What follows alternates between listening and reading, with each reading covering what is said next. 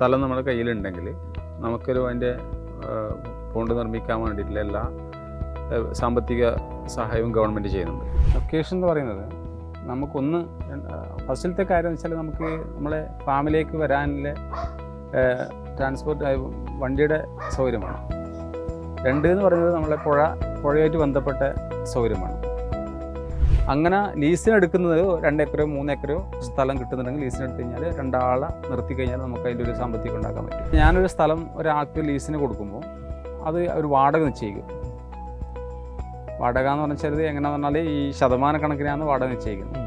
നിങ്ങൾ ഏത് സമയത്താണ് മീൻ എടുക്കുന്നത്, നിങ്ങളൊരു മീൻ ഇട്ട് കഴിഞ്ഞാൽ ചിലപ്പോൾ 6 മാസം കൊണ്ട് 7 മാസം കൊണ്ട് 8 മാസം കൊണ്ട് ഏത് സമയത്താണ് മീൻ എടുക്കുന്നത് അതിൻ്റെ 3% സാമ്പത്തികം എനിക്ക് തരാം. ഒരു ശരാശരി മലയാളിക്ക് ഒരിക്കലും ഒഴിച്ചുകൂടാനാവാത്ത ഒരു ഭക്ഷ്യ വിഭവമാണ് മത്സ്യം. അതുകൊണ്ട് തന്നെ ഇതിന്റെ മാർക്കറ്റ് എത്രത്തോളം വലുതാണെന്ന് നമുക്ക് ഊഹിക്കാവുന്നതേ ഉള്ളൂ.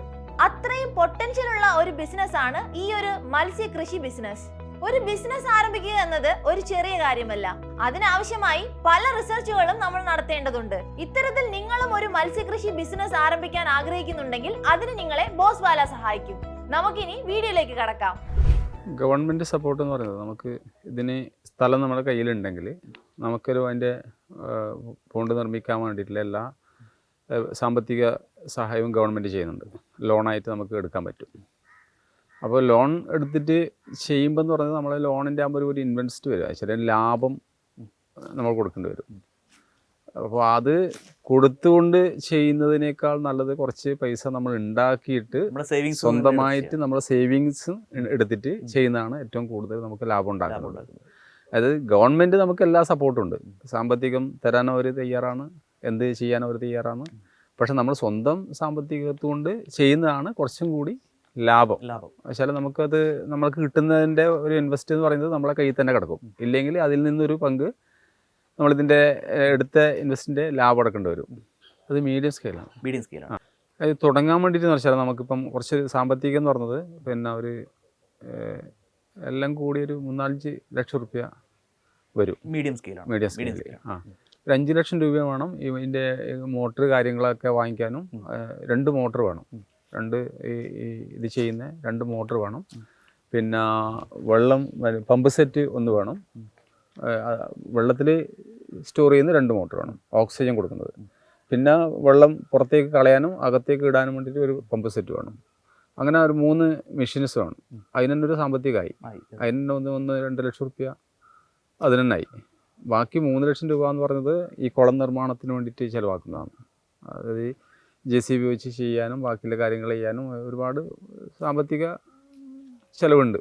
ഒരു 10-20 സെൻറ്റ് നിർമ്മിക്കുന്നുണ്ടെങ്കിൽ ഒരു 1-1.5 ലക്ഷം രൂപ ഉണ്ടെങ്കിൽ ശരിയാവും. 1.5 ലക്ഷം രൂപ അത്രേ വേണ്ടി വരും.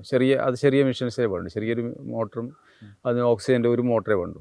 ഇത് 50 സെൻറ്റ് ആകുമ്പോൾ 2 മോട്ടർ വേണ്ടി വരും. ചെറുതാകുമ്പോൾ 1 മോട്ടർ മതി. അപ്പോൾ ഒരു 1.5 ലക്ഷം രൂപ കൊണ്ട് ചെയ്യാൻ പറ്റും.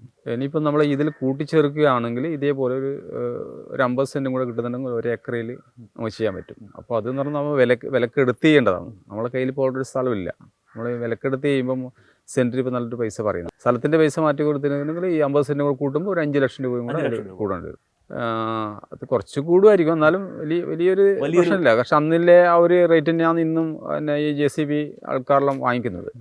കൂടുതൽ ഇപ്പം നമ്മൾ ഹിന്ദിക്കാരാണ് വെച്ചിട്ടാണ് നമ്മൾ കൂടുതൽ പണിയെടുപ്പിക്കുന്നത്. നമ്മുടെ നാട്ടിലെ ആൾക്കാരാകുമ്പോൾ കുറച്ച് കൂടുതൽ പൈസ കൊടുക്കേണ്ടി വരും. പക്ഷേ ഹിന്ദിക്കാരാകുമ്പോൾ നമുക്ക് ആ ഒരു പൈസ അത്ര കൊടുക്കേണ്ടി വരുന്നില്ല. രണ്ടാമത് വെച്ചാൽ അവർ 7 മണിക്ക് രാവിലെ പണിക്ക് വരും. ലെവസ്റ്റ് കുറവാണ്. അതുപോലെ സമയം ലാഭമുണ്ട്. നമ്മൾ ഇവിടുത്തെ ആൾക്കാർ രാവിലെ ഒരു 7 മണിക്ക് പണിക്ക് വന്നു കഴിഞ്ഞാൽ 11 മണിയാകുമ്പോൾ അവർ നിർത്തി. അപ്പോൾ അവർക്ക് 800 രൂപ 900 രൂപ ചെയ്തുണ്ട്. അതെ നാട്ടിലെ പണിക്കാർ ആദ്യം നമ്മൾ ഈ വെള്ളാപ്പിലുള്ള ആൾക്കാർ അവരെ വെച്ചിട്ടാണ് നമ്മൾ വർക്ക് ചെയ്യിപ്പിച്ചത്. ലോൺ കുറച്ച് ലോൺ എടുത്തിട്ടുണ്ടായിരുന്നു. ഒരു 2 ലക്ഷം രൂപ ലോൺ എടുത്തിട്ടുണ്ടായിരുന്നു. ബാക്കി നമ്മളെ സേവിങ് പൈസയാണ്. ബാങ്കിൽ ഞാനത് നമ്മുടെ ജില്ലാ ബാങ്കിലാണ് ചെയ്തത്. ചെറുവത്തൂർ ജില്ലാ ബാങ്കിൽ നിന്നാണ്. അത് കൃഷി ആവശ്യത്തിന് തന്നെയാണ്. കൃഷി ആവശ്യം വെച്ചിട്ടാണ് ചെയ്യുന്നത്. അങ്ങനെ ഇത് ചെയ്യാന്ന് വെച്ചാൽ നമ്മളൊരു കൃഷി അത് പ്രത്യേകിച്ചിട്ട് അങ്ങനെ പേരൊന്നും കാറ്റഗറി വെച്ചാൽ ബിസിനസ് ലോണാണ്. വേറെ ഒന്നും വരുന്നില്ലല്ലോ. ബിസിനസ് പിന്നെ കൃഷി ബിസിനസ് തന്നെയാണല്ലോ. ബിസിനസ് ലോണായിട്ടാണ് അവർ നമുക്ക് ബാങ്കുകാർ തന്നിട്ടുണ്ട്. ഇല്ല അന്വേഷിച്ചില്ല.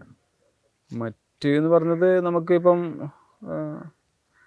ഇവരെ പൈസ കിട്ടുന്നുണ്ടല്ലോ. നമുക്കൊരു ഇപ്പോൾ ഒരു 1 ലക്ഷം രൂപയ്ക്ക് 40% ഗവൺമെൻറ് നമുക്ക് പൈസ തരുന്നുണ്ട്. 1,00,000 രൂപയ്ക്ക് 40%. അപ്പോൾ 1,00,000 മത്സ്യകൃഷി ബിസിനസ്സിലെ മൂലധനവും നിയമപരമായ ആവശ്യങ്ങളും എന്നിവയടങ്ങിയ ഒരു ചെറിയ ഭാഗത്തിലൂടെയാണ് നമ്മളിപ്പോൾ കടന്നുപോയത്. മത്സ്യകൃഷി ചെയ്യാൻ ഏറെ അത്യാവശ്യമായ ഒരു ഘടകമാണ് മൂലധനം. അതുകൊണ്ട് തന്നെ ഈ ഒരു ഭാഗത്തിൽ നിങ്ങൾക്ക് വ്യക്തത ലഭിച്ചു കഴിഞ്ഞാൽ നമുക്കും മത്സ്യകൃഷി ബിസിനസ് ആരംഭിക്കാവുന്നതാണ്. കൂടാതെ ലൊക്കേഷൻ തിരഞ്ഞെടുക്കൽ, ഭക്ഷണം, പരിചരണം, മാർക്കറ്റിംഗ്, ഓഫ്ലൈൻ ഓൺലൈൻ വിൽപ്പന തുടങ്ങി മത്സ്യകൃഷി കോഴ്സിന്റെ A to Z കാര്യങ്ങൾ അടങ്ങിയ കോഴ്സ് വീഡിയോ ഇപ്പോൾ ബോസ്വാല ആപ്പിൽ അവൈലബിൾ ആണ്. ഇതുവരെ ബോസ്വാല ആപ്പ് ഡൗൺലോഡ് ചെയ്യാത്തവർ ഇപ്പോൾ തന്നെ പ്ലേ സ്റ്റോറിലോ ആപ്പ് സ്റ്റോറിലോ പോയി ബോസ്വാല ആപ്പ് ഡൗൺലോഡ് ചെയ്യൂ. നമുക്കിനി വീഡിയോയുടെ ബാക്കി ഭാഗത്തിലേക്ക് കടക്കാം. നമ്മൾ ഇതിൽ ഇൻവെസ്റ്റ് ചെയ്യുമ്പോൾ 40,000 രൂപ ഗവൺമെൻറ് പൈസ കിട്ടുന്നുണ്ട്. അതെങ്ങനെയാണെന്ന് പറഞ്ഞത് നമ്മൾ ആദ്യം ഞാൻ ആദ്യം പറഞ്ഞിട്ടുണ്ടായിരുന്നല്ലോ, ഈ കുളം ചെയ്യുമ്പോൾ ഫിഷറീസുമായിട്ട് ബന്ധപ്പെടുന്നത് പറഞ്ഞില്ലേ. അപ്പോൾ ആദ്യം ഫിഷറീസ് ഡിപ്പാർട്ട്മെൻറ്റ് ബന്ധപ്പെട്ട് അവർ വന്ന് ഇവിടെ കുളം നോക്കി അളന്ന് തിട്ടപ്പെടുത്തി അവർ നമുക്ക് അതിൻ്റെ അംഗീകാരം തരും. അംഗീകാരം എന്ന് വെച്ചാൽ അതിൻ്റെ ലൈസൻസ് തരും.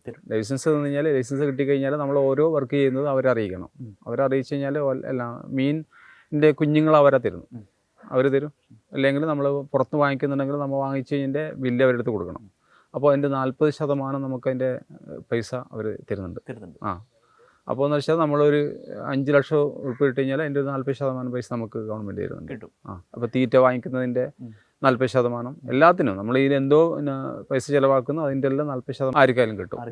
നമ്മൾ ഈ ഫിഷറീസ് ഡിപ്പാർട്ട്മെൻറ്റ് ബന്ധപ്പെട്ട് നമ്മളൊരു രജിസ്റ്റർ ചെയ്ത് ആണെങ്കിൽ, നമ്മൾ അംഗീകരിച്ച ഒരു തൊഴിലാളിയാണെങ്കിൽ നമുക്ക് കിട്ടും.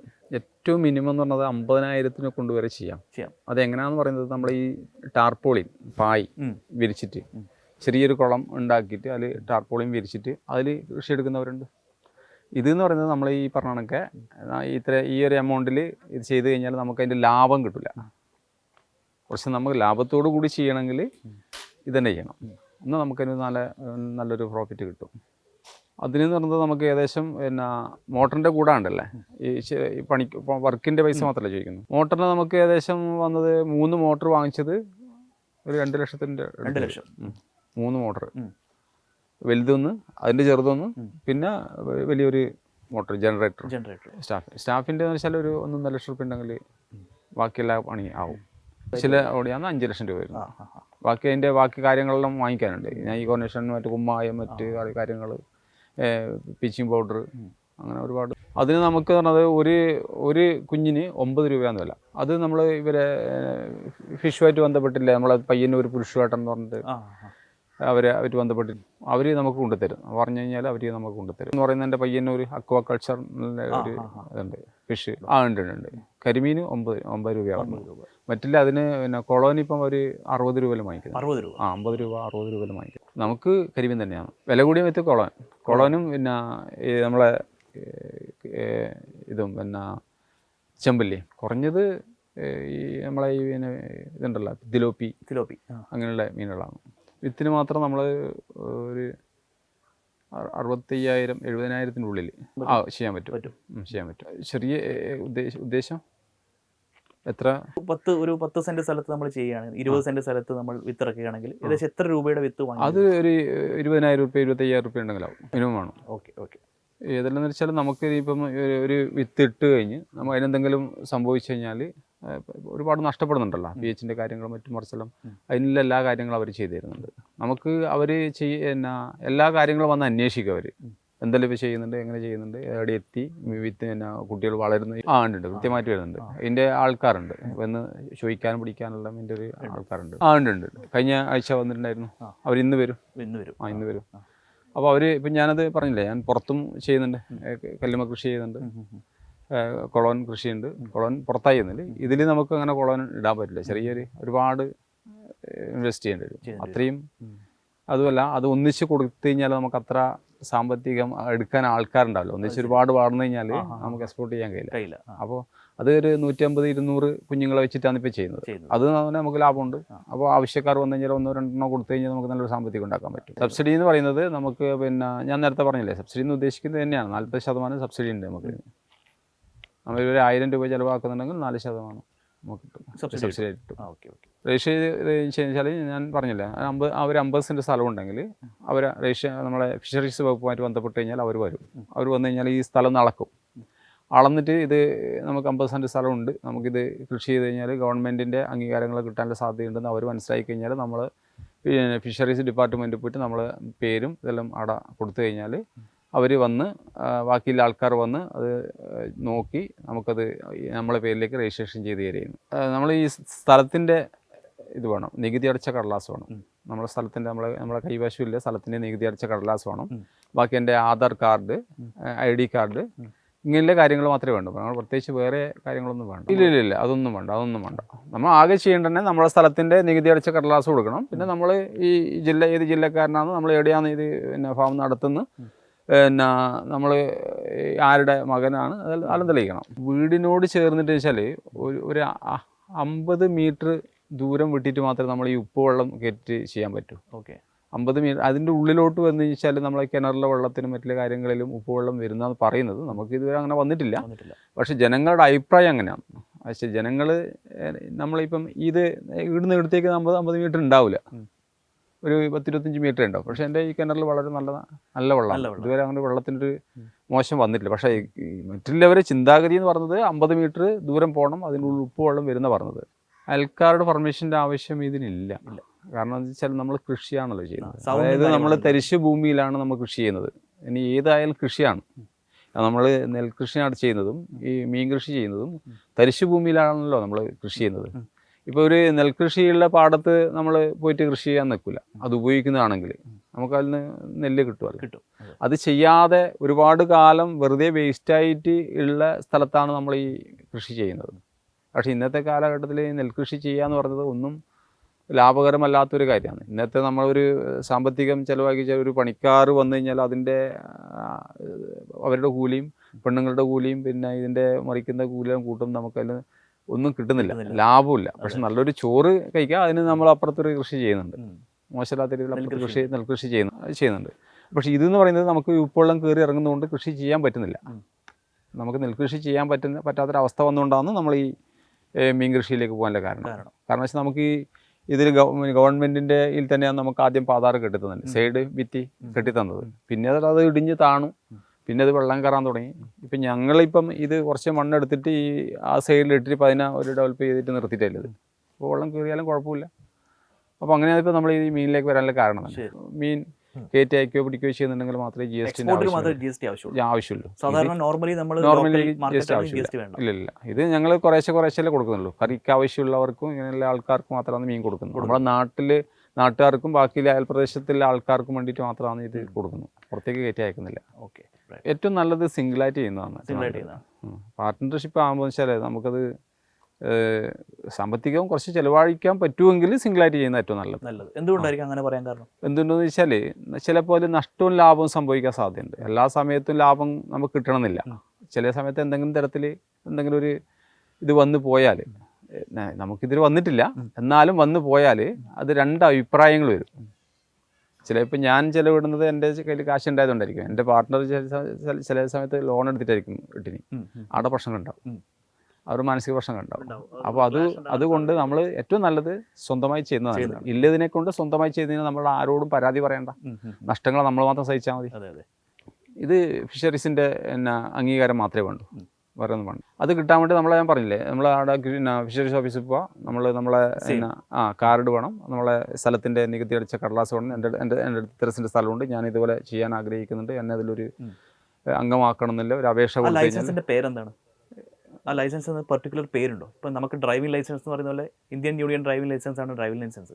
അതുപോലെ ഈ ഒരു ലൈസൻസിന് പ്രത്യേകിച്ച് പേര് വല്ലതുണ്ടോ? പ്രത്യേകിച്ചിട്ടൊരു പേരില്ല. ലൈസൻസ് വെച്ചാൽ കുളം നമുക്ക് ഫിഷ് നടത്താനുള്ള ഒരു ലൈസൻസ്, വേറെ ഒന്നുമില്ല.